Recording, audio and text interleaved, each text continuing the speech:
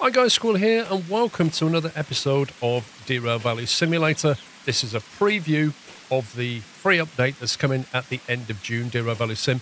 It's currently in a closed beta, so you can't play it yet, but it will be there soon, and it is not a paid DLC, it is a free update.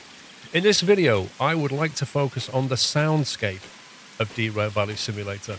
That is the ambience, the sounds, the way they're given to you, creating this kind of feel across the valley. You can perhaps hear the rain right now. It's early morning. You can hear the birds tweeting. You can hear the rain.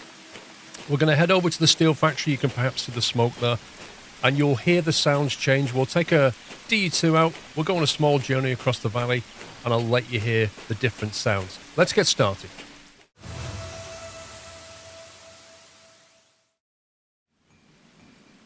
So here we are down at the steel mill. So listen to the audio.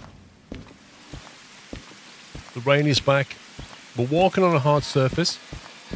You can hear the footsteps. If you go on the gravelly kind of surface over here, you'll hear it change.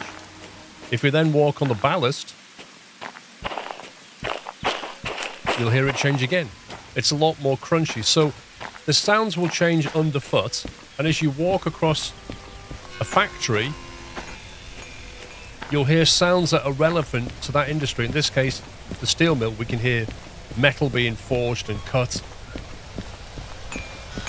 Sounds like something's going on inside this factory.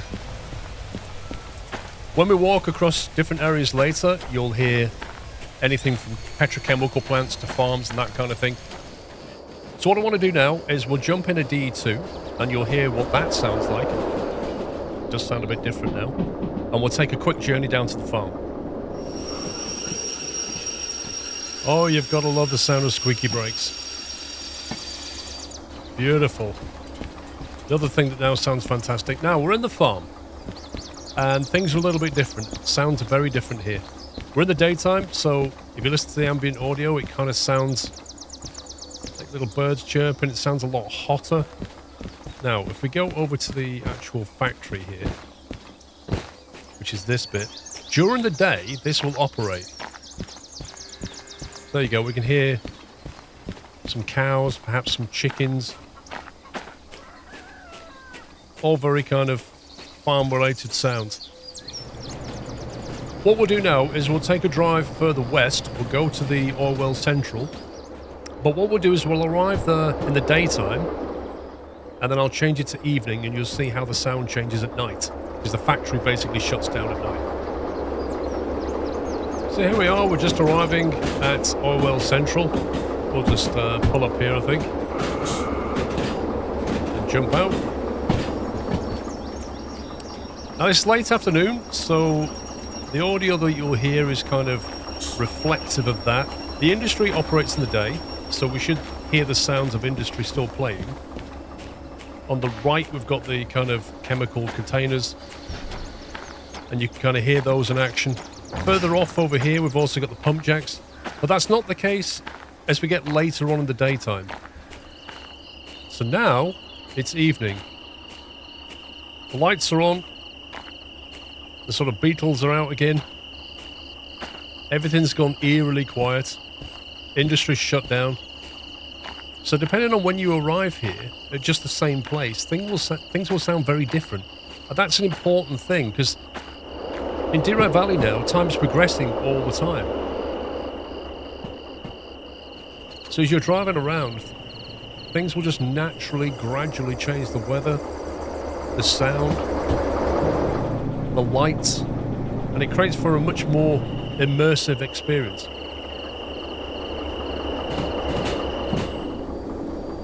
And here we are, we've arrived, City Southwest, at night. And it's a very quiet place to be at night. As we shall see. Now, in the daytime, City Southwest is a hive of activity. You can hear it. You can hear families, kids, all kinds of noises in the background, but not at night. Completely different. Let's flick to daytime and see what it sounds like. So City Southwest in the daytime has all kinds of ambient sounds. You can hear machinery coming from down that end. You occasionally hear kids playing. You hear laughter, motorbikes, all kinds of different background audio sounds. So that's giving you a feel for what it's like in the valley. But let's take a look at a couple of detail bits now. Now, I'm not sure it's something you do very often in a train simulator, but if you do find yourself in the water, you'd be pleased to know that the audio is effective underwater as it is on the water. And in fact, when you're walking around the reeds and swampy areas, it can be a little bit like something out of My Summer Car with insects buzzing in your ears and that kind of thing. I don't know if you can hear the wind noise. There's definitely a bit of a wind noise going on when you come up the mountains. Also, tunnels. Tunnels echo. You'll hear that when you walk inside. This looks quite spooky. Now, does that affect the audio on the locomotive when you're inside of a tunnel? Let's find out. Well, it certainly sounds echoey enough at the moment. Let's press the horn. That seemed to reverberate for quite a while.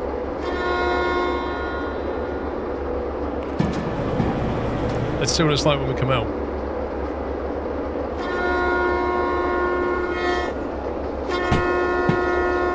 So yeah, that behaves very differently.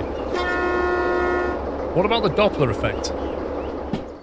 Right, so the Doppler effect means it should sound high-pitched when it's coming towards us.